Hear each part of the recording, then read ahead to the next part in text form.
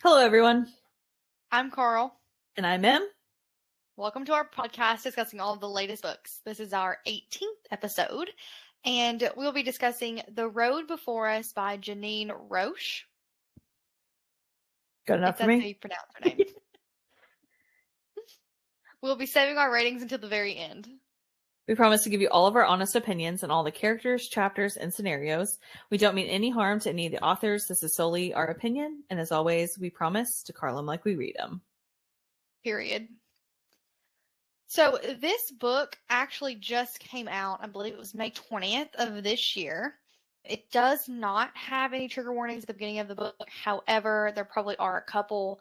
There's references for death. There's references to Kidnapping, abusive relationships, kidnapping, murder, court proceedings, fraud, financial abuse of the elderly, dementia, things like that.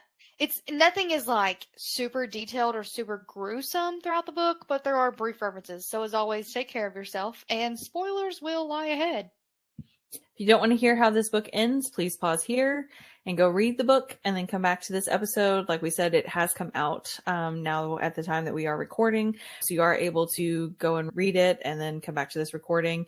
It is kind of a shorter book, so it's not going to take you very long to catch up. But are you ready to get started?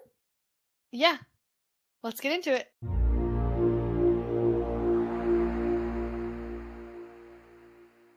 I'm going to read a little blurb just so you have an idea about what the book is about. I'm going to assume most of you probably haven't read this one since it is a newer book. So hopefully this will make you want to read it. It's like 192 pages, I believe. So very short. Kindle-wise. Yes, true. It's kind of like a palate cleanser in my opinion. But anyway, so how far would you go to fix the mistakes you've made and regain? For Jade Jessup, the answer is 2,448 miles. Once one of Chicago's significant financial advisors, Jade lost her credibility when her fiancé and coworker stole millions of dollars from their clients in a Ponzi scheme. Now she's agreed to help one of them, an aging 1960s Hollywood starlet named Berenice Benny Aldridge, seek financial restoration. Jade sets off along Route 66 with Benny and her handsome adult foster son, Bridger, who is filming a documentary retracing the 1956 trip that started the love story between Benny and her recently deceased husband, Paul. Listening to Benny recount her story draws Jade into memories of her own darker association with Route 66 when she was kidnapped as a child by a man that media labeled a monster. But she remembers only as Daddy. Together, all three of these pilgrims will learn about family, forgiveness, and what it means to live free of the past, but not before Jade faces a second staggering betrayal that changes everything. I'm going to be honest, when I said pilgrims, I thought I read the wrong word, and so as I was reading the rest, I had to pop back up to be like, did that say pilgrims? Really confused. We are following the story of a couple different characters. We have Jade, who is kind of the main character I would consider. She's the one most of the story is kind of told in the perspective of. And then we also are following the story of Benny, and we're kind of reliving her story through them traveling down Route 66. And then also we have who's not in the perspective of, but we do get kind of his side story a little bit, Benny's adoptive son, Bridger. So it started off, we end up finding out in the prologue that Jade's perspective of the middle of the story, sort of towards the ending, that it reflects back to later on. But we discover that she was a missing child at some point in her life, and that she is a woman that likes to stand up for herself a lot. We get the scene where some guy's catcalling her, so she goes over and unhooks his truck and chucks a piece of his truck into the desert so that way he can't leave. And then we kind of get a scene where she ends up going into a jailhouse and posts bail for Bridger. So we start off with chapter 1. We get about a year ago from the main part of the story, Jade and her fiance, Gregory at the time, were going down the street. And I did find it really upsetting the way he spoke to the homeless person he thought was on the side of the street. He goes and he hands him $100 bill and insults him, and they go their separate ways after that. After she says, "Hey, like that was really rude. That was really disrespectful," and she ends up hopping into an elevator, and that homeless man gets on the elevator, and turns out it is the adoptive son, Bridger, to one of her more wealthier clients. She is a finance manager of some sorts for people's money, basically. She does like an investment firm. And so she is sitting there talking to Bridger and Benny, which is his adopted mother, talking about how they were going to manage their finances. And some suspicious stuff starts happening when she talks about withdrawing a lot of her money to start donating it to charity and different organizations she and her husband agreed to donate money to. And Gregory and his father start acting real suspicious, which are the owners of this firm. And I did instantly, as soon as he called and he's like, try to talk her out of like getting that much money or something like that. I did find it was a little weird there, but I just thought maybe like that was the money that the business was running on, kind of thing. And so that's why they didn't do it in the moment. I definitely didn't think it was as big as what it ended up being. But when she walks to their door and then he just like slams the door in her face, instantly was kind of like, something else is going on here. They messed up by not soothing her somehow, or like her essentially, so that she wouldn't be suspicious more. And also, like, for it being Benny. Like, I think if they had done other clients that were strangers to her, it might have been a little different. But I definitely think they messed up by by just ignoring her as if it would just go away. Well, and even if they pulled out the excuse of, hey, it's going to take us a little bit to get that much money like together because of all the different places we have it, or something like that, or even like, hey, to take it out of these investments it takes 30 to 60 days, or anything like that. It was a significant amount of money. It was millions of dollars, so that would have actually made sense. So I just think that they could have definitely played it off a little bit better. I mean, I'm glad they didn't, because then they stopped getting away with it. But it definitely, to me, there was better kind of excuse to pacify her where it didn't end up blowing up in their faces. But I think that at that point they were probably thinking they had been caught, and they were just kind of panic mode at that point. Like that was the scene where I just imagine like everybody, shredding the papers and all that kind of stuff inside the office. FBI's on their way. We then reflect back into Jade's point of view in today's time, and she is actually at the courthouse watching Gregory plead guilty for fraud. We end up finding out she was the one that did end up reporting him to the SEC, and he has gotten a sentence of 12 years on his multiple convictions, and apparently he stole $65 million from Bridger's family. And Bridger ends up asking Jay to join them on a trip down Route 66 that he is trying to re-up his money. I don't know how else to word that. Remake his money. I wouldn't say so. He's trying to.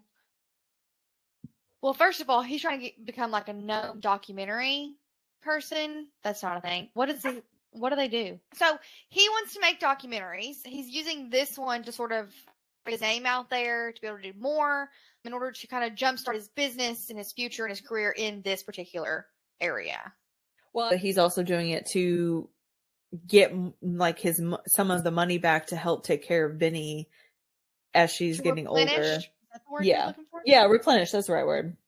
Okay. So he invites her to come along and says that Benny really wants her to go. She is working in a restaurant in the meantime, because obviously she has been blacklisted from the financial, which I get. But my thing is if she was really a guilty party in it, would she not report them? You know what I mean? Like, why would she wait for so long for so much money to be stolen before she finally be like, hey, there's a red flag here, you guys need to check into this, if she was involved the entire time? There's also a million other jobs that she could have done. True. That's what it was like. We made her a waitress. That was weird to me. I kind of wondered, not that being a waitress is a bad thing. I'm not saying that at all. But I just mean like the level of income that she had to go down to waiting tables income. That's why she couldn't make ends meet. Well, it just felt very dramatic to me. I kind of felt like it was like a town maybe built around like the financial business is kind of what I It was was kind of taking Chicago. from it. Oh, was it? Yeah. Oh, I missed that detail. I'm, I'm telling you, we don't read the same books. No, it was a minor detail. It didn't matter.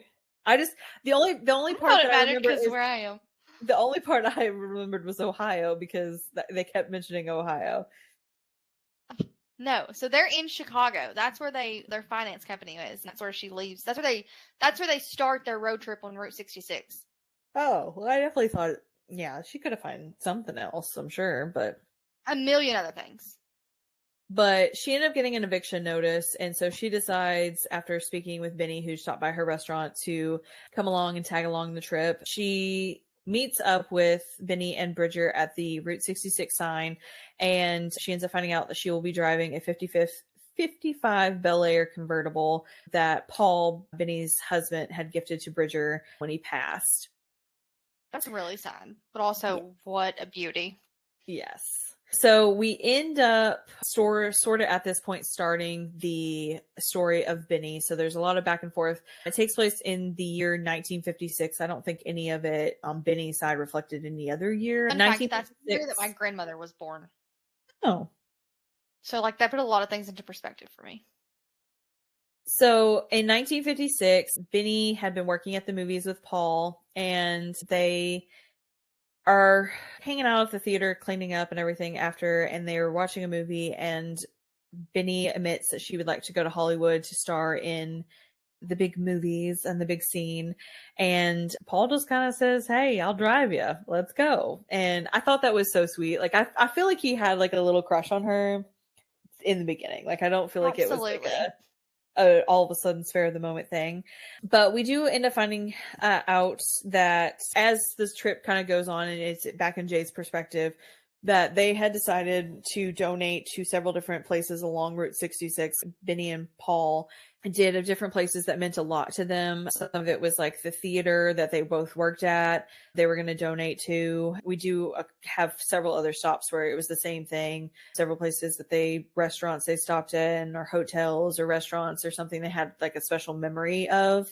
I loved that. I will say that was just a cute little detail to like kind of bring us back to the wrongness that happened to them, but also like building their love story with all their little places was so cute. Yes. I especially liked it because I know like a lot of theaters nowadays, especially, like can't keep their doors open and things. I know a local one here just announced that they were going to be closing soon and stuff too. So like something like that, I'm sure would keep something along that lines open for years and years and years to come. So I love that they made fun of her, by the way, for wearing her pantsuit and like her business clothes everywhere. I thought that was so funny. And I did find it really sad though that was like she wore it because it was like the only thing from her life that she was able to keep. Which I mean, I was kind of under the impression she was allowed to keep a little bit more. She just chose not to because it was tied back to Gregory. But I did feel really bad for her that was like, it almost didn't seem like she really had like any just like casual clothes whatsoever, which is just kind of crazy because I mean, why would you not? But yeah, which is sad in itself. Like, he only ever bought you fancy clothes. He didn't even buy you like a nice pair of jeans and a nice blouse. You had to wear slacks 24/7. I can tell you right there, that'd be a red flag for me. Can't do it. Bridger ends up telling Jade about how he was adopted by a family and brought over from Samoa. And he said that he was adopted by a family after his foster dad or adopted dad at the time had hit his mom, and he ended up getting sent out into foster care. I did find the scene really cute that he was sitting there braiding Jade's hair and just kind of describing it like he'd taken the time to like learn how to braid. It was so adorable. Love that. I love Bridger.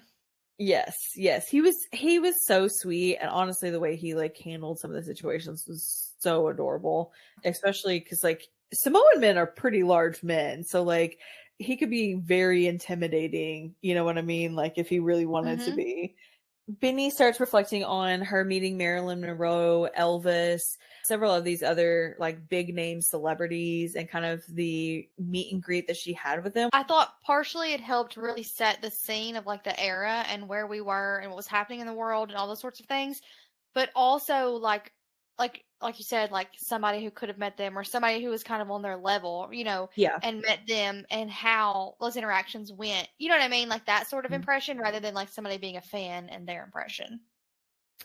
So when we get back into Benny's perspective and she's talking about how whenever they would stop, her and Paul, when they were traveling, she was offering to sleep in the same room together, but Paul was not wanting to. And so he slept in the car. I thought that was so sweet. I love Paul too. Paul was absolutely adorable. He was like a sweet little innocent boy, but it was so cute. I think that really helped set the scene. Like she really made sure when she was writing in the 1956 era to really portray that era so that you knew, like you felt the distance and the difference in the time periods as we went through. So I really like that. There was a lot of accents, like even the descriptive of like how the diner looks now versus how the diner looked then, the theaters, like all of that. She went into very good detail about even just like their outfits. She went into really great detail, especially for a short book. She went into good detail. I agree. So we end up talking, or Benny ends up talking about how Paul and her brother Louis were captured in 1951 by some Koreans. And Bridger ends up kind of talking about how a couple had come to a Samoan village and captured his parents in a scam. They end up thinking that he was being sent over to America to get better education, kind of get a better life experiences and things like that than his village was able to offer. And they end up signing their rights away to him. And honestly, I do think that happens a lot more than it does not. Absolutely. I agree. It's very sad. And obviously they don't have the money to be able to argue something like that or even attempt to even fly here to find that person. So it's very sad how much that probably does happen. And I hate that for any family that would have to go through that. Well, and to be honest, it's probably most of the time in that scenario, it's probably even more morbid. Those children are probably sold into some sort of trafficking, whether it be labor or sex trafficking.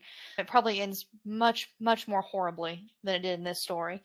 But yeah, it is very heartbreaking. Especially, not only did they like go take their children, like it's one thing like to just steal someone's child, it's all bad. But like it's another to convince them that you're taking their child to like live a better life, and like they think that's what you're really doing, and then it's not. You're just selling children. It's just awful. Well, and to be honest, I know like there has been a couple articles that I've read that they get sold to the rights basically get turned over to an adoption agency, and then the adoption agency and then the parent has no idea that they're basically illegally got. So it's probably heartbreaking all the way around, especially if they ever figure any of that out. So yeah, I would agree. I don't think that the people that necessarily end up with a child are always to blame. Now, sometimes I do know about it, but sometimes they're innocent in it. So we end up finding out actually that Paul and Benny's son had actually adopted Bridger before they had stepped in, which I thought was a weird dynamic. Like I thought that was like very, very, because honestly, I was imagining Bridger and their other son about the same age. I did too there for a bit until I realized, wait a minute, he's old. Yeah, I was just like, oh, okay. Which, I mean, I imagine like Benny, which I don't know if it ever said, but obviously in 1956, I imagine her to be like 18 or 19 or so. And so it's just like, to me, it was crazy to think that I don't know. I guess I wasn't reading it as like her being like young. I was imagining her to be like in her like 70s, maybe like late 70s, early 80s, maybe. But I was still thinking like her other son was like in his 40s, and I was thinking like Bridger was like in his 30s ish. I don't know. I just didn't expect him to be like that age of a difference where his brother basically adopted him. And also family dinners, sure, they're super awkward because I mean, like, yeah, you had to give him a cut. Like, it's weird. Yeah. That's what I thought about. I definitely thought, wait a minute, how old is he? Because that threw me for a loop. And then I thought the thing you thought, like family dinners, like that must be the weird, like how Bridger could even stand to talk to them. I don't understand. Yeah. I did find it really, really sad though, whenever he's talking about how Benny and Paul had helped him try to find out more information about his Samoan village, and turns out it was destroyed by a tsunami back in 2009. Hated that for him, because to know you got stolen from your family and you never even had a chance to like reconnect with them, I hate that for him. And like, because they're probably all dead now. Yeah. Like, It like very not only did you, like it'd be one thing, like if they were just misplaced and you had to do a little bit more hunting to try to find them, but like the reality is they're probably all gone, and that's really sad. So we end up skipping back into Benny's perspective, and they had stopped at a drive-in, and Benny kisses Paul for the first time, and Paul ends up getting like super awkward and decides to go leave for snacks. But as he's doing so, Benny is actually attacked by three men who are like catcalling her, which I'm like, the times have clearly not changed. Correct. And so they're trying to like hit on her. A couple of them try to get inside the car with her, and so Paul just like beats them up, which obviously he's had military experiences, so I mean he's equipped. But I was kind of disgusted by the scene, to be honest, because I was just like, man, they're just cute, innocent kids trying to enjoy a movie theater. But I think it was really accident on the fact that Paul kept saying, like, you're not safe, traveling by yourself. Like, there's bad people in the world. And I really think that Benny was very naive with the whole situation. She just thought it was like happy go lucky. Like, I'll come across a few bad people, but they won't be bad towards me, kind of thing. So I do hate that. I was actually really mad though that they ruined their cute little drive-in movie date. And honestly, they didn't even get to stay and watch the end of the movie, so. No, that made me mad. And then, but I do get like that, because I do agree that Benny seemed very naive, and I'm sure most white women back in that day who had, like, I don't think she was well off, but I don't think she was poor. Yeah. Considering, does it talk about they don't have food? I know that they talk about a little bit like they didn't have chocolate cake was like a luxury kind of thing. They had food, but it was they could just walk to the. But I think it said that she had a lot of siblings though, so I think that may have played into a lot of that though too. Well, so it did seem like she was very naive either way. But Paul, dear Paul, had a lot of money and was like, essentially like, I'm going to make your dreams come true and just watch over you the entire time. I was a little confused though how he thought like he was going to do all of this and this girl wouldn't be like, or she wasn't already in love with him, or wouldn't fall in love with him, or he wouldn't continue to fall in love with her. Like, I was a little confused how he thought that was just going to go away. Yeah. But it was adorable. I love Paul.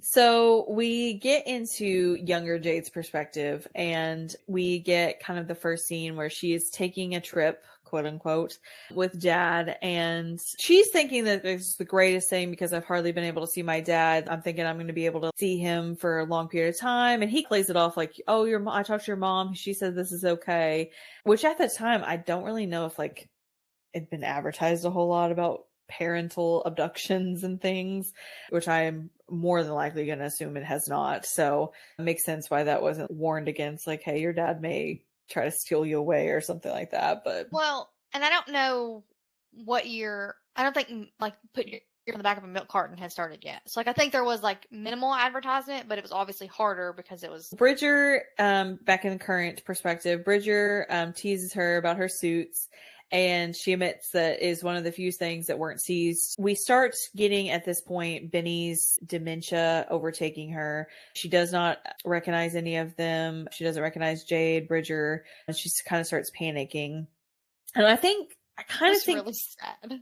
I know. I kind of think her recounting her story kind of may have pushed her into that a little bit more. I agree. But I understand.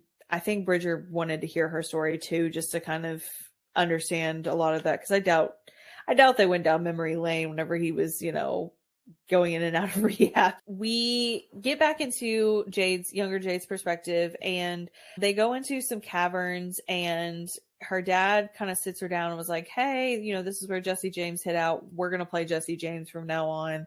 I'm not going to lie. I got a little panicked that Dad was going to be a pedophile. I did think that, but I think that's just the way that our mind works, so that's instantly where it goes. I got scared. I was like, what do you mean we're hiding out in the cave? That seems fishy. But thankfully he was not.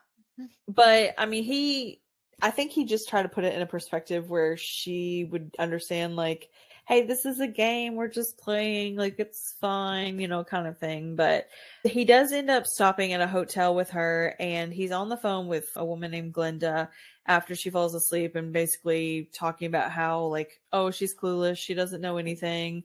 And which, first of all, they didn't really talk about who in the world Glenda was, really, other than just, like, slightly. So I was very confused. If I was like, hey, what the crap is this Glenda that he's on the phone with? And, like, what is she doing? I'm not a fan of Glenda. You're not? Isn't that one of the bar later on that we find out? Yeah. Yeah, I'm not a fan of her. No. So Jade wakes up and she talks about how her dad has been in jail for kidnapping, and Bridger admits to her that Benny has dementia and that he has kind of been putting her off putting her in a memory care center, and apparently his brother really wants to, but he is trying to still take care of her.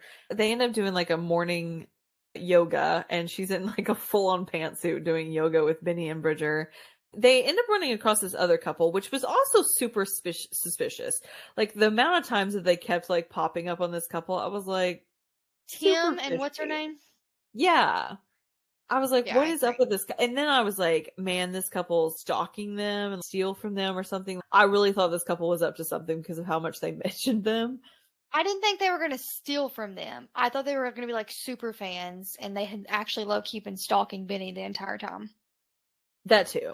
But like, not harmful, like, but just like, invading her privacy as she's trying to do her documentary. But I didn't think they were going to be harmful. Now, the other two dudes, as soon as we met them, and then we happened to see them a second time, I was like, oh, that's great.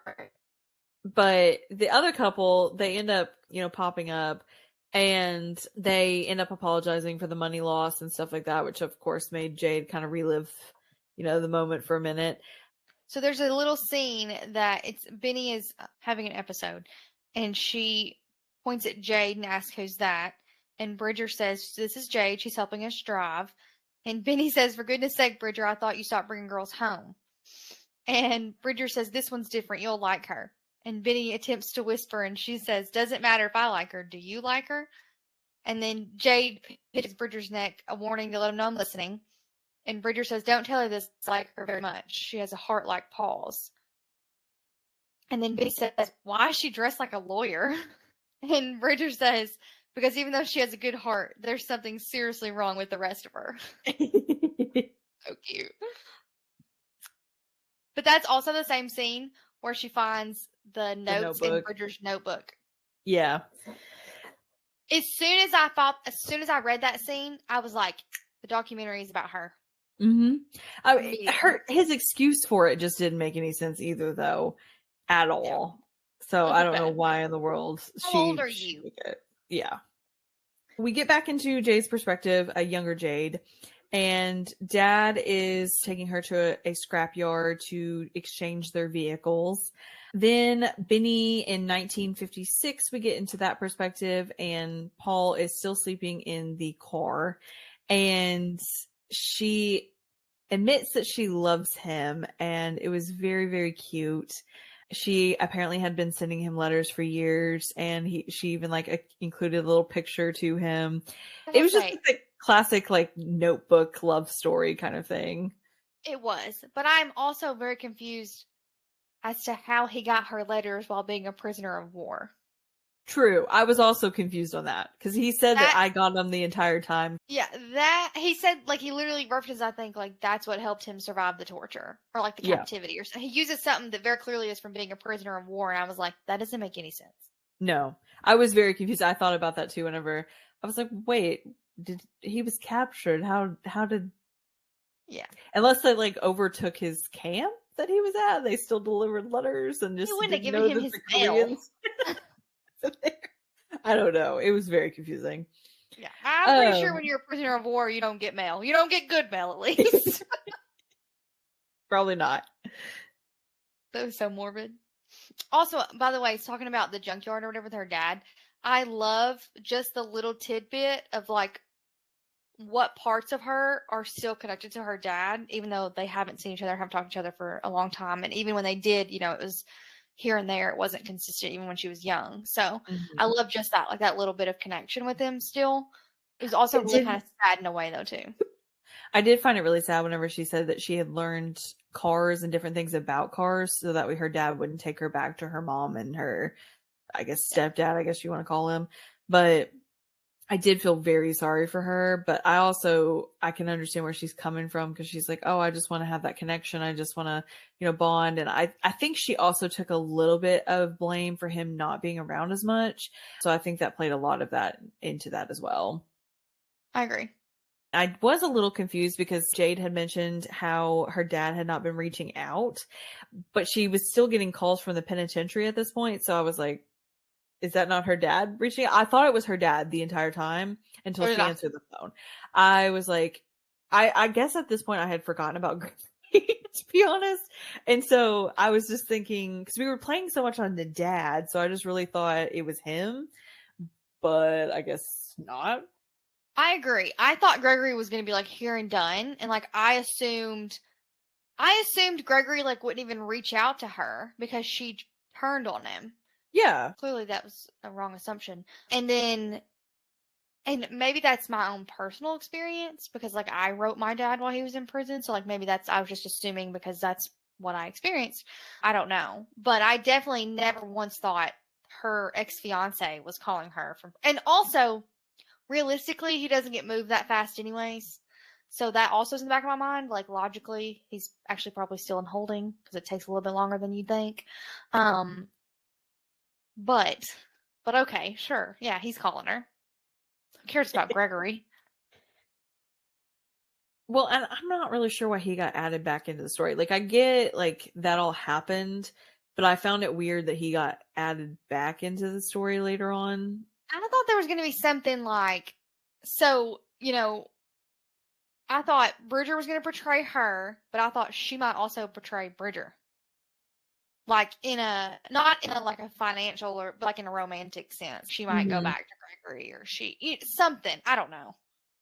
In season 3, back into the younger Jade, she is at the store with her dad, stopping to get food, and she ends up finding the newspaper where she has the missing thing, which also, I think she was like 8 at this time. Was it like 8 or 9? I think you're right. So I can understand where it was a little bit suspicious, but I also feel like she should have more like logical sense to be like, hey, why is my name next to the word missing? Because I feel like you know what that word means by that age. Well, so my thought was not even necessarily her name either, like her face. Yeah. And I think it says like it's partially bent or something, like it's partially cut off. But I'm still nosy. I definitely was nosy at 8. And if I thought that picture looked like me, I was going to look at it because that would have been exciting, you know, to think like, oh, my little 8-year-old face is on a magazine or newspaper, whatever. And she doesn't open it. But that's the scene. I'm going to tell you this part. Okay. So she says, Daddy, there's a missing girl. And then he gives her like a quarter or whatever, like to go get her away from the newspaper. And so she says, with 75 cents, I could get Mike and Ike's for me, hot tamales for Daddy, and a gumball for the missing girl, just in case we found her on the road. What, like a childlike innocence?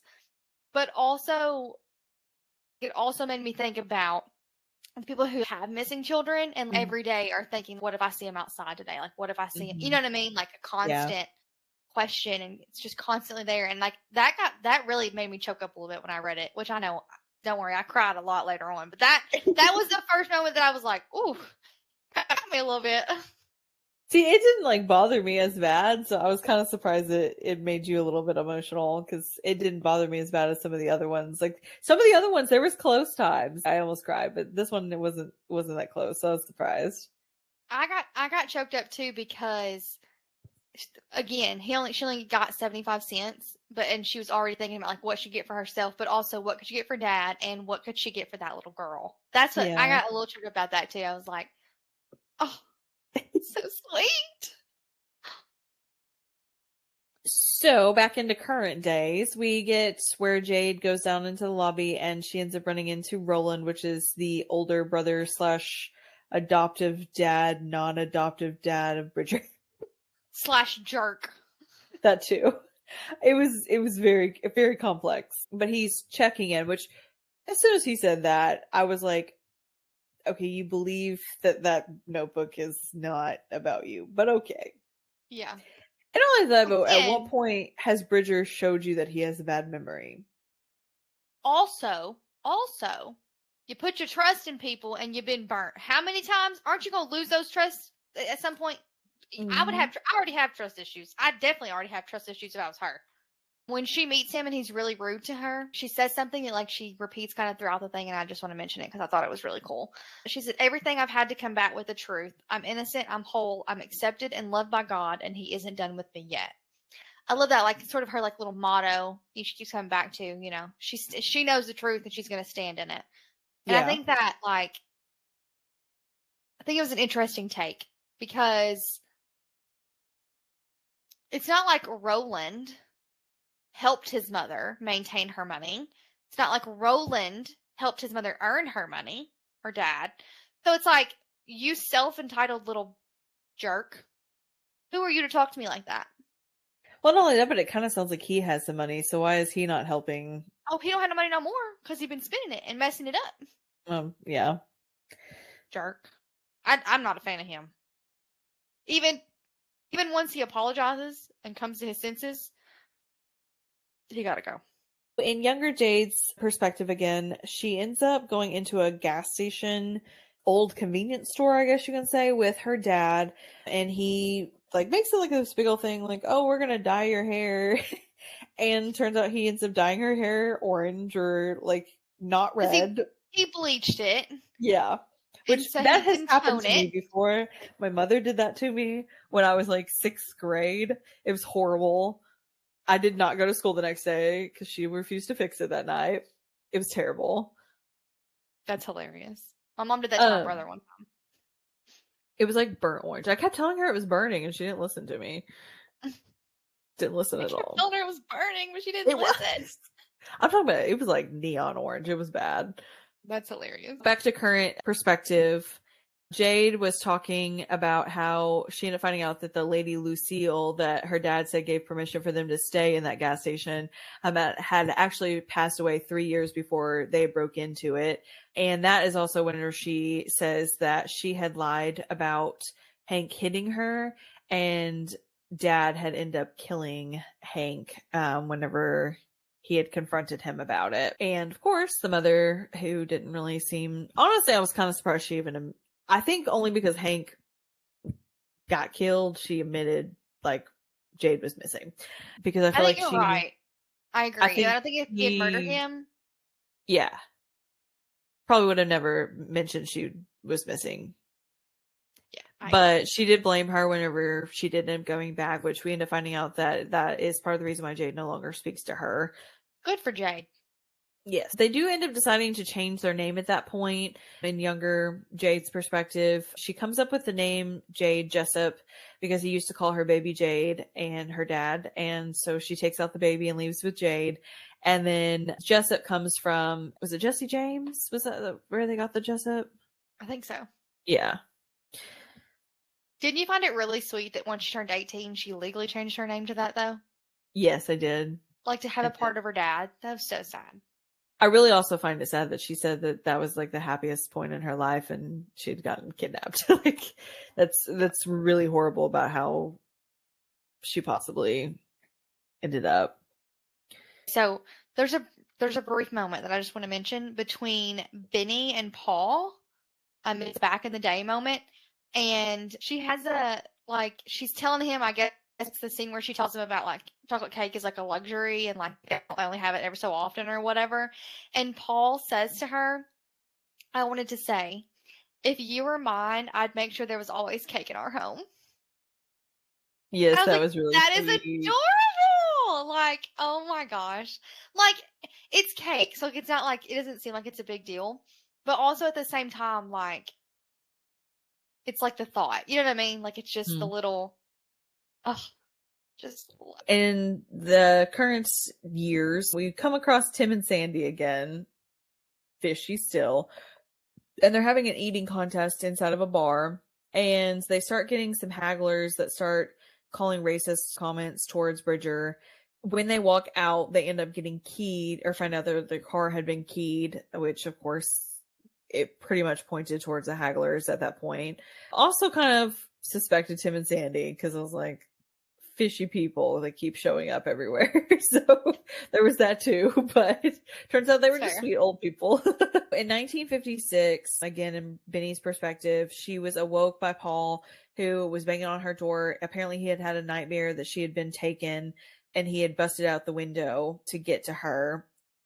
Very sad. I agree. Back into the current year where Jade finds out that Bridger has refused to let Benny adopt him this entire time, which I do find sad, especially, she's getting old. She wants you to like take on their name and everything. I do find it sad that you're not willing to like get there and do that. I hate that for Benny on her part because it really seemed like she really just loved that kid and just wanted everything that name could offer him. Yes. We get back into Jade's perspective, younger Jade, where she goes with the dad to Glinda's to fix her hair. And she honestly didn't seem that bad at first, but I'm also wondering how in the world dad met her. Like, there was so many questions I had with her. I think it might be where dad was already living before he went to kidnap her. Okay, that would make a little bit more sense. Well, the But only I reason too why was confused. I don't see that that's the case is just because he wasn't really established there. So if he'd been living there the whole time, why couldn't he just like go back to the life he was supposedly living? Well, also, I think it would be suspicious if he did actually already live there and then he came back with a little girl. I feel like you'd have to go somewhere new. So maybe he like grew up with her or knew her from prison. I don't know.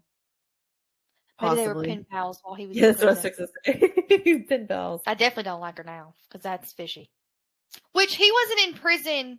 So A lot of it's theft charges, I think, is what Roland had theft. That's said, what it like was. theft Yes. and fraud They were and they were non-violent, I believe, yeah. before this incident. That makes way more sense. I couldn't remember.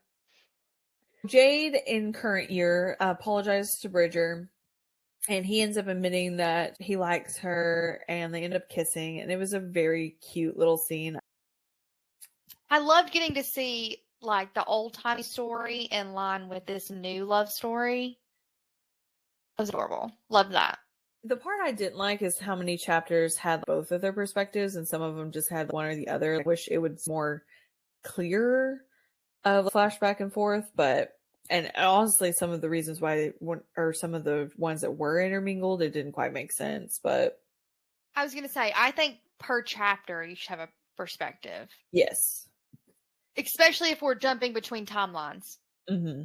Multiple timelines. If we're in the same timeline and you switch perspectives, that's a little different. But if it's a different time, because we have 3 eras, so if you're switching between eras and point of views, and I think we need to be per chapter to keep it a little bit straighter. But I did appreciate getting all 3 timelines and different point of views. That was really cool. So in 1956, Benny is going with Paul to go visit her brother in what she believes is his house, and turns out it was a mental institution that he was admitted into by the military. It was basically his agreement with the military to go there to be able to get honorably discharged in the future. When they go there, obviously Benny's trying to figure out answers because she didn't think that or didn't understand why he was there. And Paul ends up coming upon, which Benny thinks that Paul's going to help her brother Louis, like, come back to reality. And he ends up trying to attack Paul, which honestly, I thought there was going to be more to the story than what there was with that. It didn't really seem like the punishment meant the crime kind of thing. But yeah. Jade is sitting with Benny and they're talking. And Benny relays to Jay that she had promised Paul that she'd disperse their fortunes, but she would also make sure that Bridger was cared for before she left or passed on. I did think that was extremely sweet of her, especially because she was just like, oh, I ain't concerned about Roland. He'll take care of himself, but I'm going to make sure Bridger's okay. Yeah. And I do feel like that's a lot of the reason why she ended up being more okay with passing. I will say though, like the way I can see why Roland would be a little bitter towards Bridger Mm-hmm. because they seemed like different parents for each of them. Yeah. They seem a little bit more loving, a little bit more caring for Bridger, which I understand. Like Roland grew up very privileged, very you know what I mean. Yeah. But I could see where Roland feels about.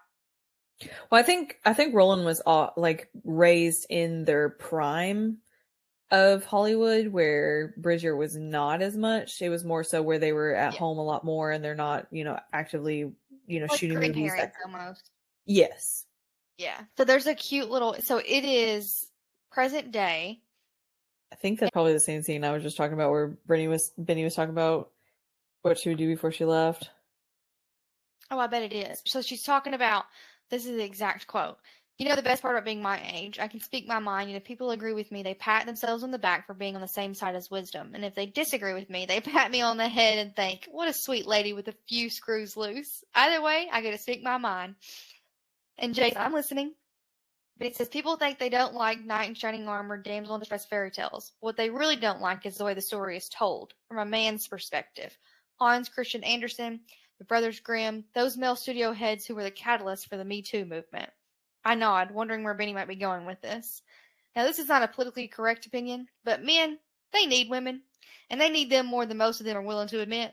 Women like them. Sometimes we love them. And though we might think we need them, if you take the men away, we see how strong, independent we are. No, we see how strong and independent we are capable of being on our own. We don't often hear about the prince's search for the princess. We don't hear him sing, someday my princess will come. But behind the scenes, he's looking and polishing his armor so that if he finds her, she might find him suitable. I loved the little, it's also like women empowerment too that's kind of threaded into this story. Hmm. Coming of age in a way for women. Like, I just love that little, like, background note. It wasn't, the love story was, like, the main point, but I did love those little bits that are out there and getting to see that. So back in 1956, Benny, I find it really sweet that whenever Benny had called Paul's mother and talked to her, she was like, you guys will always end up finding your way back to each other if it's meant to be. And sure enough, like they end up together. I thought that was really, really cute. I agree. So in '03, Jade is playing outside with a boy named Max, who ends up coming across a missing poster, and he points out that, hey, like this looks really a lot like you. And she ends up tearing it down and storming away and like storms to see her dad. And in current years, we end up finding out that Louis had ended up moving in after he had gotten out of the asylum with Benny and Paul until he died. They go to the hotel that was end up having rooms named after Paul and Benny, which I thought was so cool about how many places. Like, I'm wondering, like, did they go back? You know what I mean? Or did they talk about often in interviews about their travels around Route 6? Like, how many, like, all of these places seem to multiple places have their names displayed and things like that, which obviously I'm sure they donated money and stuff like that to it as well. But I'm wondering if they That's ever a good went point. back, talked about it, or, things like that, as much as, I mean, I would think it would be like a cute little like memory lane trip that they just like got away every year on their anniversary or something and like took a trip down Route 66, but I never don't really into any of that. I don't think they did take a trip or go down memory lane. They might have done like interviews or talked about it. But I think it references this is this first time she's been back to some of these places when they're there. I don't Gotcha. think they did their own little trip, but it would have been a cute idea, I think, for them like every year to do an annual trip to I'm sure like being in Hollywood, like their lives were complete chaos to like take a break and go yeah. and get away from it all. Yeah, even if it was like, like they did it for their 10 year, their 20 year, you know what I mean? Like even if it was just like big ones, Yeah. something. So we get where Jade finally answers whoever is calling from the penitentiary, and we find out it is Gregory. And as she's on the phone with him, she does ask him about the hidden money that they still have not been able to recover. He just kind of gets mad and hangs up on her, which I do find like is a very abrupt, weird ending. I mean, that was like the end of Gregory. Like it was just like a weird. It was I don't weird. know. It was. I feel like there could have been like a little bit more later or something, but I thought he was gonna like call and Bridger was gonna catch her on the call and like think they were conspiring. yeah. And none of that happened. Well, and also we never end up finding out where the hidden money is either. So it's just like we just stopped talking about it after this point too, along with Gregory. So it was kind of a weird thing. Like if you were gonna put it in there and bring Gregory back up, why not solidify the whole story? But I don't think there was any other money. I think he did, like he said, I've told him everything. Whether or not you believe him is a different story, but. So in 1956, we end up getting to the bottom of the problem with Paul and Louis. And we end up finding out that Louis had killed an unarmed Korean by suffocating him with a pillow. And Paul had reported him due to this crime, which at this point is whenever Benny got super upset and was really, I think she understood why Paul did it, but her love for her brother kind of was just like overriding her judgment. So she had a really hard time coming to terms with that. Yeah. Which I think is, again, like her being naive. Like her not being there to experience, not going through the torture and the awfulness, and knowing that like all that Paul went through and he still came away being so good was something I don't think she fully like appreciated until later on. Like I think she thought, like she knew. I don't think she thought bad of him, but I think like I don't think she realized like partially he stuck so heavily to that good and like yearned for it and worked hard and like tried to get back to it because he didn't see himself as good still. You know what I mean? I did find it though a good point out by the author that she put in there about how the propaganda and stuff that was being displayed on the news like really brushed them off as like really bad people, like no matter what Koreans you come across are bad, that kind of thing. Like that kind of perspective was kind of understandable because obviously she's emphasized multiple times she's never been outside of her town. So if that's all she's seen every day, she'd be like, well, he just killed a bad person that's going to be bad no matter what. I can understand where that perspective would kind of come in if you've been kind of separated off from the rest of reality. Yeah. Again, naive. Yes. Yeah, I agree. So that is also the chapter where Jade confronts her dad about her being kidnapped, and he admits that he didn't mean to kidnap her, that after she had just told him what all was going on and everything, he had decided to just do it and decided the best thing to do was get her out of there. It's also the scene where Bridger and Jade stop Benny from walking into the highway because she starts having another episode and she is thinking she's going to go find Paul and she almost gets hit by a couple, it sounds like diesels. Yeah. And so that was the settling point where Bridger decided that he was not going to be able to care for Benny any longer and that he's going to have to put her into the living facility. Yeah. The part I think that was really upsetting to Bridger is that he was going to have to sell Benny's house to be able to afford the treatment care. And I think that was the part that really upsetted him because I do think it held a lot of good memories for him and a lot of things that he wanted to hold on to, which is understandable. But yeah, obviously they don't have a lot of money left to be able to do that kind of thing. Well, like here's the thing. Even if they did, it's really expensive for care. And if you have some sort of asset like that he can't afford that house. Like he can't pay the utilities. He doesn't have any of that to do that. So even if he had the money to put her up for care, he still can't maintain the estate. So he might as well sell it, let it remain beautiful and somebody else live there and have happy memories and be able to afford her care, as opposed to being able to stay in it where I can't afford it. She needs better care. You know what I mean? Like logically, it just doesn't really make sense. Yeah. So in the present day, they stop at a bar and Benny and Jade are inside the bar. I don't remember where Bridger was, to be honest. Doesn't he go to the bathroom? I don't know. It seemed like he was gone for quite some time. Because doesn't Tim run and get him out of the bathroom? Or was he out of the bar with his technology? No, I don't think so, because this was the one where she ends up stopping the ranger as they're exiting the restaurant. Oh, so he's outside then. So one of the men end up kind of trying to grope her almost and then like dry humping her. And so she ends up, as she's leaving the bar, stop one of the rangers to and tells him what's happening. And I'm honestly wondering what in the heck happened from there, because like, I mean, property damage, harassment, like why would something not happen? But Emily, why I would, know. first of all, depending on what the ranger was doing, the ranger might not have jurisdiction to do anything. True. True. But even on top of that, it's a he said, she said, you never know how that's going to go. Yeah. So in '03, Jade has stopped eating. Very, I think, depressive is the way it's described by her father. She ends up going to the bathroom and she overhears her dad and Gwen talking about Gwen calling the police and just admitting what's all been done so that way Jade could get the help that she needed, which her dad knew what that was going to entail. And I really think he only wanted the best for her, no matter how wrong the path went. I really do think he just wanted what was best for his daughter.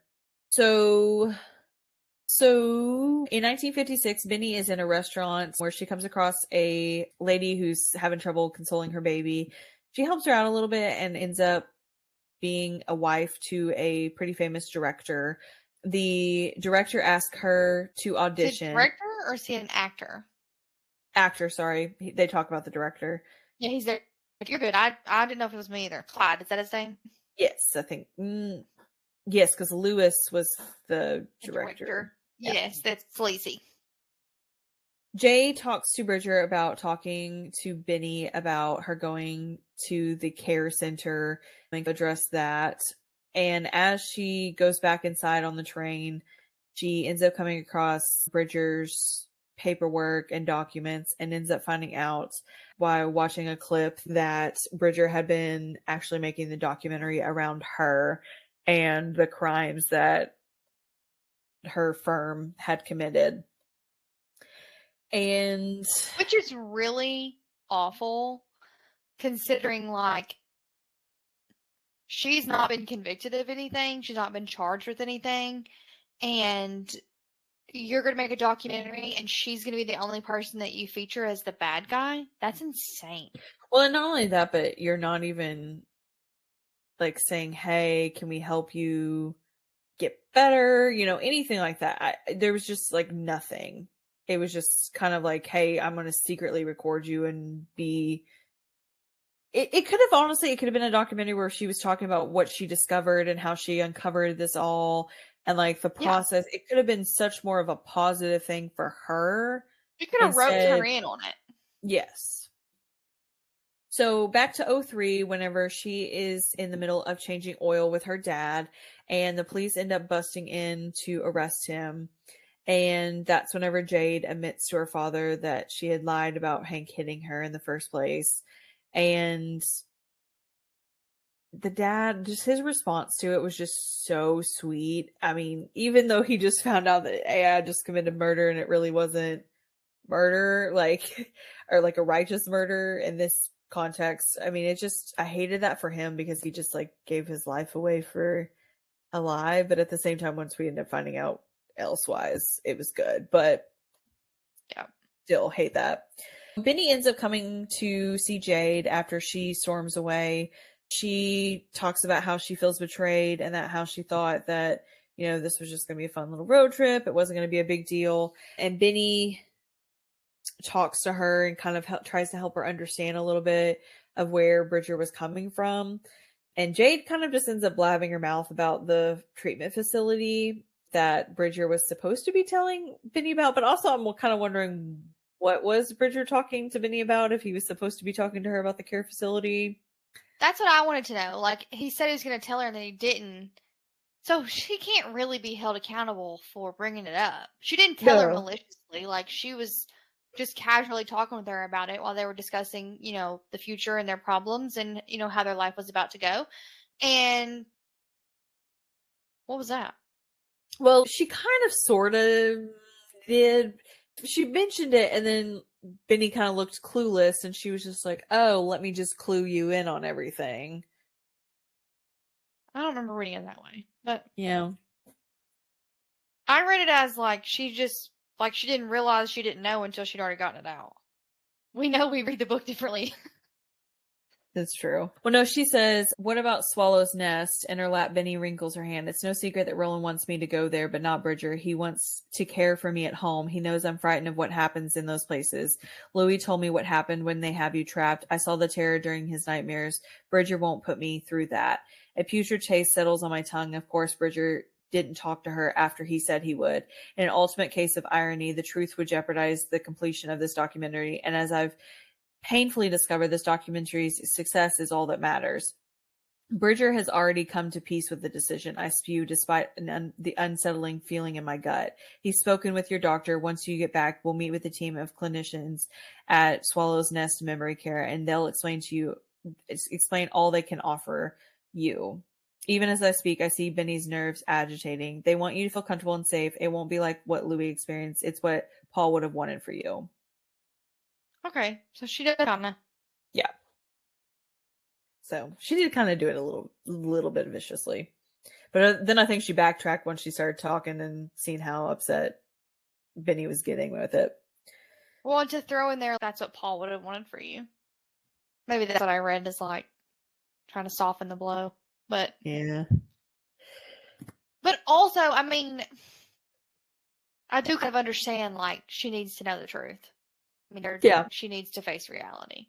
Yeah. But she shouldn't have been the one to tell her. Not in that moment. So Jade ends up coming across the town that her dad and her kind of hid away in. And she goes to see Glinda to see if she had any idea where her father was. And she does not greet her very warmly at all. Yeah, she basically just says, get out, don't want to talk to you. You're the reason that all these problems started. So as she's leaving... Which is insane. She was 8. Yeah. Glinda, you're the one that chose a man that had a felony record and had been in prison. True. And who killed him. Listen, even if she lied and said... Because all... She says it's Dad or whatever hit her one time. Okay? Yeah. And Dad killed him. Yeah. So, Dad has a level of responsibility there. Yeah. She doesn't say that he beat me every single night for 8 years. She doesn't say that he assaulted me. She doesn't say things that could be a lot worse. Not that it's okay that he hit her, but yeah. But to kidnap her, that's what I didn't understand. Why did we kidnap her and also kill him? Why didn't we just kidnap her? Yeah. You know? So Glinda, you chose a man that killed another man. One way or another, whether it was justified or not, doesn't matter. He killed somebody. So, how about we take that little attitude and put it back where it belongs? I didn't like her. Ma'am, you own a bar in some little small town in Arizona. Watch your dude. I was also kind of wondering how that interaction with Hank and the dad went down. Like, I'm sure Hank was probably like pleading for his life, be like, what did I do? What did I do? I don't recall the details of how he killed him. Was it blunt force trauma? I think it was with his fist. Blunt force trauma with his hands? Yeah. That's good. All right, Dad. So as she's leaving the bar, she ends up finding her dad circling the convertible that she had been driving. So in 1956, we are getting where Benny is on set and she's quote unquote failing at the kissing scene. So the director asked her to go into the trailer, which she had been previously warned by Clyde not to enter his trailer under any circumstances. Clyde and his wife. Yes. And she ends up being pretty smart about it, to be honest, for her to be kind of naive the rest of the book. And she was like, oh, let me just ask your girlfriend or wife or whoever she was what she thought about, the kissing or whatever. And he all of a sudden backtracks and lets her go. Which is crazy to me to think that doesn't seem realistic, but sure. And in present day, as she ends up kind of talking with Dad, and Dad backs away and kind of just like brushes her off. That really hurt my feelings. Yeah, I was just like, okay, well, Which honestly, I could kind of understand. You lied to me. I spent, however long in prison. Could kind of understand it. But again, she was 8. So And you killed a man. true. So we end up getting back in the hotel, and Benny is in the middle of a spell as Tim and Sandy still suspicious of them, even if they're never come in about anything. But they end up witnessing the spell, and as they are, somebody ends up taking off with their convertible and driving away with it. How messed up is that? To steal the car while Benny is having an episode of dementia and about to die. Yeah. Well, that's self-explanatory by the men that end up doing it. But so back in 1956, Benny has like this co-star, 15-year-old co-star that she's protective of. And as she's at this party, she ends up realizing she's missing. And so is the director that had previously tried to do stuff with her. The little girl's 15. Yeah. And so she ends up tracking or finding out that more than likely she's probably in the director's room. So she ends up finagling kind of the front desk into convincing them to give her the key to get up to the room. And she ends up saving this 15-year-old from obviously more than likely being raped. Back in present day, Max is actually ends up being the sheriff that comes across them to file the police report. And she ends up telling them about the men that have been harassing them. They're in the bar, and they end up coming across the men that was harassing them. And one of them tries to assault Jade, and so Bridger ends up getting in the fight. And in the middle of that, Benny is knocked down and ends up breaking her hip. And so she ends up having to be airlifted out to a hospital to be able to receive treatment. This is how I know she was old. Right here. Yeah. And after she's flying out, Jade ends up going and asking her dad if her and Bridger can have a ride to the hospital. And I was like, if he says no, I'm going to piece him up. When they arrive there, they end up getting where Benny asks Bridger to finally allow her to adopt him and just kind of explained what she really wanted out of everything. And it was so sweet how she asked it. And this grown man just like crying over her was just so sad. And I really think if that was the point where Benny kind of knew it was getting near the end, to be honest, just because of the way she was talking to him, and like really, like she's had years to be able to say, hey, this is all the reasons why I want to adopt you, and to finally like get to that moment. Or she just realized finally that he was willing to accept what she had to say about it, one or the other. Yeah, a little bit of both. And I really loved the idea that he was going to take back his birth name and use their last name, like so that he had both pieces of his family. I love that. So we're back in 1956. And Benny visits Louis again and ends up coming across Paul and finds out that Paul had been visiting him often to help him process through his trauma and stuff that he'd been reliving in Korea. I love Paul. He's so, just sweet. It's total opposite of their son. I don't understand how Roland came out of either of them whatsoever. I agree wholeheartedly. And Benny ends up asking Paul to join her in Hollywood. And as she finishes the story, Benny, basically she knew she was not being recorded or anything, but she just wanted to finish their story for them. And Bridger ends up walking Jade down back to the car, and he ends up kissing her. And Jade getting into the truck with her dad again, and he's driving her back to the town. And Jade ends up admitting that even though Frank did not hit her, he was grooming her to potentially eventually do something else based on her remembrance and talking to the counselor and things. So it was a little bit, I think, more of a relief on her dad that he actually felt like he did something for her that wasn't just like random. Oh, I'm sure he because he originally did what he thought he needed to do to protect her. Yeah. Then he realized I didn't actually. Then he came to he thought I didn't really need to do that. Now he's finding out actually might have protected her more than I thought. Even So I thought there had to be something more to that, though. I'm not gonna lie, because her dad did kill him over allegedly one. I think it was a slap.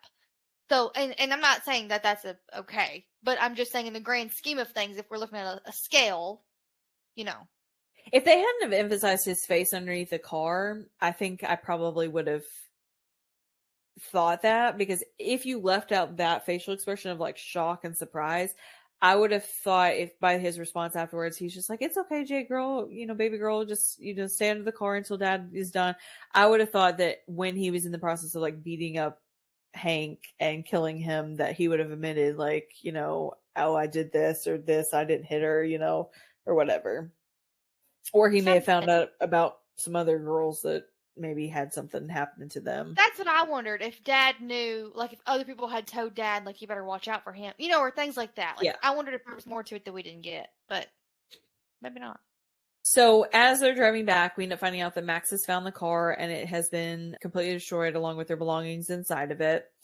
And Dad has decided he's going to help Jade fix up the car. As they are looking at the second fuel tank, which her dad points out that is not hooked up.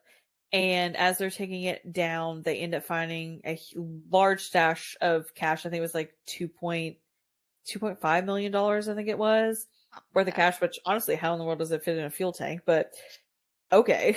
Imagine like bands. Like, that's what I pictured, like a drug dealer. Yeah, like large amount. And it's even crazier that they're driving this car around all this time. Like, I'm surprised, like, luckily they put the money where like it would actually last. And it was well, and honestly, when would Paul ever think that Bridger would just, like, honestly, if you take it into a garage and they end up finding that money, you ain't seen that $2.5 million get, kind of thing. Yeah, like, it was strange. I don't know what he thought was gonna. Maybe he thought he would get to use it, like he would recover it and be like, oh, by the way, I don't know. But if he did that, it also makes me think, like, are there other places he might have stashed money like that? Oh, 100%. But we don't ever find any out. She's doing that. She goes to answer a phone call from Bridger, who is calling to tell her that Benny has passed, which I do hate that Jade was not able to be there, because I do feel like that woman did mean a lot to Jade. So I do hate that she wasn't actually able to be there. But she ends up arriving at the funeral. I think it was like a couple weeks later. And Roland ends up actually apologizing to Jade, which really kind of shocked me. And Benny ends up finding out that Bridger ends up finding out that Benny had left adoption paperwork for him to finalize the adoption, which honestly, I think she had it prepared the entire time. She was just waiting for him to finally like say yes. Yeah. Uh-huh. And Jade ends up handing over a check for the $2.5 million and the keys to the car. And he ends up, which I do feel like this part was really rushed. Like, I feel like a lot of the ending, like, I feel like it could have been like an extra like 2 to 5 chapters and probably would have been more of like a less rush ending. But he pretty much, like, this is like procedure of like, hand you a check, hand you the keys. Oh, I'm leaving for Samoa. I may never see you ever again. And then, do you want to come to Samoa? And also, let's move to Ohio afterwards. Like, he was just very rushed all of a sudden. I would have loved, like, another chapter or two of them being like in Samoa and meeting his family and like being in his culture. Yeah. And then like an epilogue maybe of like where they're like retired to Ohio with their own kids or something. Or like just to round us out. Some road trip of where like they packed up like Benny's house and like all of her belongings and then like traveled to Ohio to like settle down forever kind of thing. Like something like that. Just something would have. Or even like a fast forward. And now they're taking their own road trip with their own kids or something, or doing their own documentary about their love story or something that would have reliving the same, stops that they did, like they were doing with Benny and Paul. Something. Yes. Okay, so obviously we talked about Route 66 a lot. There are different little parts it's mentioned. We're from the Midwest, so like I actually knew several of the things. I'm not saying that I've been to all of them, but like it references like the Antique Elephant Mall. Since I've moved to Illinois, like that has been on my list to go and do. And so like little things like that I felt like I could relate to, I knew of it. That was really cool for me. But also, I really enjoyed that the story did its best to be like historically accurate as well. These characters, well, other than Bridger, are white characters. And so you can't talk about the 1950s without talking about the civil rights movement and segregation and all those sort of things. So I really appreciated that was included. And then we got to see a really cool perspective of it, especially getting to see like Paul and referencing like who's fighting in the war and stuff like that. I really loved that. So in this book, it actually references the Green Book that had, I believe it was four publications, 1938, 1947, 1954, and 1963. 4 volumes of the Jim Crow era travel guide for African Americans covering all 4 decades during which the series was published. And essentially to show like what businesses would serve African Americans during this time. I actually bought it because I was like, is that real? Like I looked it up. I Googled it. I was like, is that real? I had never heard of it before. Never been taught this in school. And it's actually really neat. I mean, it's obviously a little morbid because how sad is it that we had to actually, make a book for 4 decades in a row. So just, the reality of what the situation was at the time. But also, again, the book staying true to that reality was really cool for me. So I just thought, like, you should definitely look it up. You should definitely read about it. It's pretty interesting. The inside, like, legit is just like businesses, almost like a phone book. Like, I don't know what I expected, but it's almost like a phone book. It's really neat. So highly recommend. And also, like, I've looked at Illinois and Missouri to see like what places around me, like maybe they're still standing or not still standing, things like that too. So I just thought that was really cool. I wanted to share that. I think it's an interesting piece of history.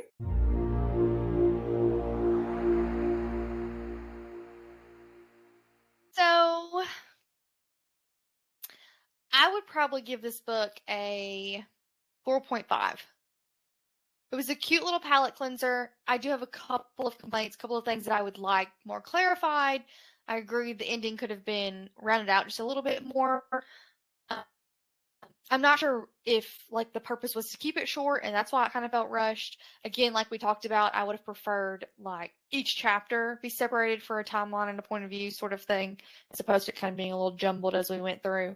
But overall, super cute. I loved we had comedy, but we also had sadness and we also had love. And like, it was a really good, like just roundabout story.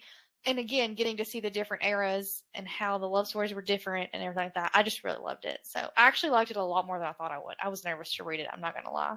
I told Emily that I could probably read just about any book that's 192 pages. And that's not always accurate. So, but I actually really ended up liking it. So what was your rating? I actually was going to give it a lot lower. For me, it was like a 3.8. It was good. Like, it was decent. I won't probably reread it.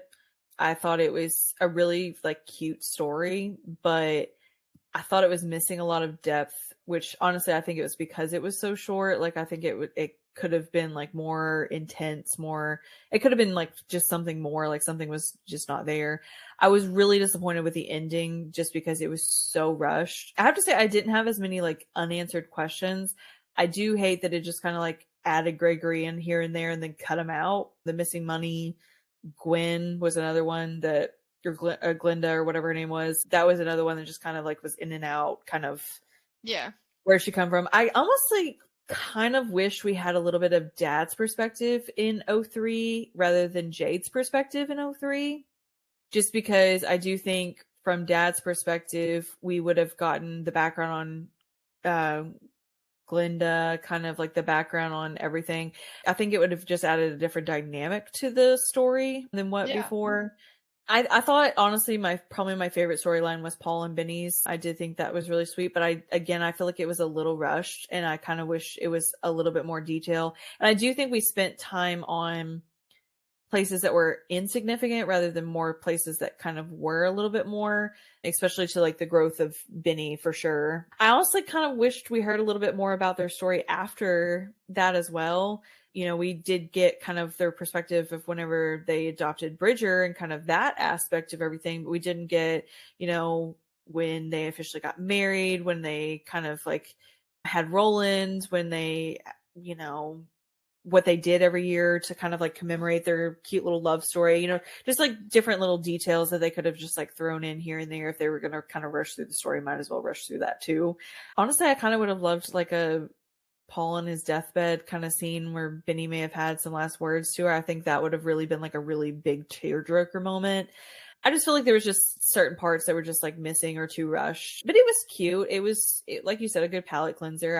I don't have many complaints about it, to be honest. It was really good writing. I did appreciate the details. A lot of the details were really, really good and added. Like, I feel like sometimes when you do, especially like different years, especially like so far flashback and so far flash forward kind of thing, you don't really get a good look in your mind about those kind of things. It's just kind of Like like what you imagery. think it was. Yeah. Yeah. And I think the descriptions and stuff were very clear and very, even just like the stops along the way and just like minor things was very clear and very understandable. Even the building in the first part of where she worked at was very detailed. So I did appreciate all of that. It was a good story. Also, I wonder what happened to Max. I mean, he was there for like 4 scenes and then done. So, it's just some of those like smaller things that I think if it would just had a few more extra chapters, it probably could have like been a really well-rounded story that didn't feel as rushed. But I mean, No, I totally agree. I definitely think there could have been more to it, and I would have loved to have read more to it, I think. I would agree also that I think it would have been cool to have a little bit more of Jade, like like right before she was kidnapped, and then maybe like when she was returned even, just to kind mhm. of round out that storyline of like why dad even had to kidnap her in the first place, and Yeah, then how mom did treat her. It was sort of hinted, but it wasn't really explored. So I would have liked a little bit more about that too. But I do agree that I liked it enough that I want more. Like I wanted you to put more yeah. to the story and give me more scenes. So I think honestly, if it just had a good closure and it didn't feel like as rushed and like if everything had been resolved and made sense to a point, I probably would have been like, okay, that's a pretty. I mean, also, did she ever pay back random couple that ends up, showing up 18,000 times? Like, also, I'm what gonna happened to guess with that them? 2 point whatever million, they probably gave him some. Yeah, I mean, it was just a lot of random stuff that was mentioned multiple times. I just had a You good know, idea. It would have been really cute, like in an end scene, to like run across him in Ohio. yeah, yeah. That'd have been cute. I just feel like there was just a lot that could have been resolved. I mean, I don't necessarily agree with you. It didn't diminish it as much for me, but I don't necessarily disagree with you. well, I don't want to say like it would have made the story better to me. Not it would have made the story more wholesome because I do think it had really good points, but I think it just fixated so much on 2003 Jade, 1956 Benny, and then the present day who they are and nothing in between. Like there was a lot of like here and there mentions, but it wasn't like, oh, here's the transition to this point or anything like that. It was just very cut and dry. We're going to stick to these timelines kind of thing. Well, I think kind of. I think it would have been interesting to see it more of like as a flashback as Mm-hmm. opposed to like we're jumping to it and having a whole scene about this era that maybe not be relevant. You know what I Yeah. mean? Like a Yeah. flashback to remember to seeing the newspaper with her face on it potentially, and like did not realizing until later that's what it was, but not necessarily the whole scene about it. You know what I'm saying? So Yeah. little things like that. I think if the intention was to keep it a shorter book, we could have shortened some of that and gave a little bit more of other details to sort of round it all the way out. Well, I mean, to be honest, the Max whole adding Max to the story, I mean, it could have just Yeah. been an unnamed sheriff, to be honest, or The like same a new thing with buddy Linda. dad's come across. Yeah, it could have Yeah. been completely unnamed people. It didn't have to be because I mean, honestly, she could have been, like you said, a flashback where she walked into a store and saw some other missing girls poster on a newspaper when she was picking up, something at the store, and it just flashed back to that. And then whenever she filed the report, they could just say the sheriff of the town, do that. Like there was additional people that just didn't quite make any sense, to be honest. So I mean, Yeah. honestly, could have got the money from bailing out Bridger from her tips at the restaurant, something along that lines, or maybe she sold her car before she went, or something. There was more sense that could have been made other than adding more things to the story that didn't ever have resolve. That's fair.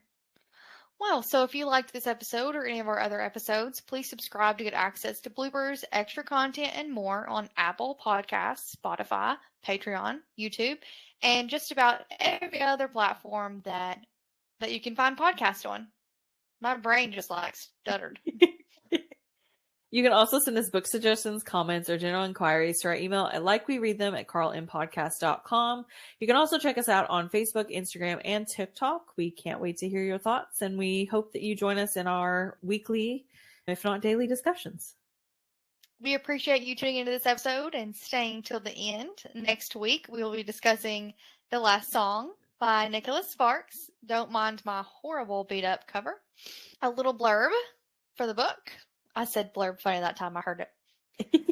17-year-old Veronica Ronnie Miller's life was turned upside down when her parents divorced and her father moved to Wrightsville Beach, North Carolina. 3 years later, she remains alienated from her parents, particularly her father, until her mother decides it would be in everyone's best interest if she and her brother spent the summer with him. Resentful and rebellious, Ronnie rejects her father's attempts to reach out to her and threatens to return to New York before the summer's end. But soon, Ronnie meets Will, the last person she thought she'd ever be attracted to, and finds herself falling for him, opening herself up to the greatest happiness and pain that she has ever known. In the tradition of his beloved novel, A Walk to Remember, Nicholas Sparks brings us a deeply moving story of a young girl's first encounter with heartbreak and love. So, as always, we promise to call them like we read them.